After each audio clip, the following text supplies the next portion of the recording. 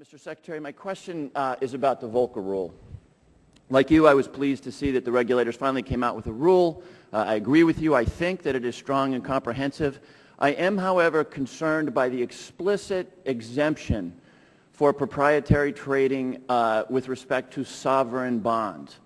Frankly, also the exemption for muni bonds. The headline, "Bank brought low by investments in Greek debt," I think is probably not just an idea, and certainly it's a possibility in the future. So I wonder if you could address the ability under the Volcker rule of the banks to invest in securities which could be very, very risky and quite volatile over time.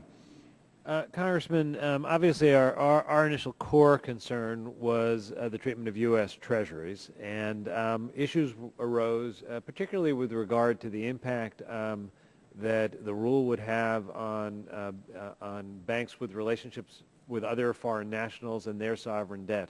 I believe that the way the provisions were worked out provides guidelines, a path for sovereign debts bonds to be treated appropriately. I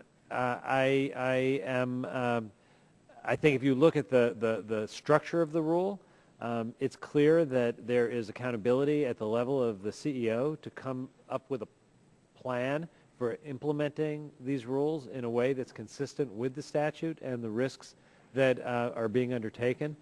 So I don't think all of the detail is necessarily reflected in the black letter law of the rule. There's going to be questions of interpretation.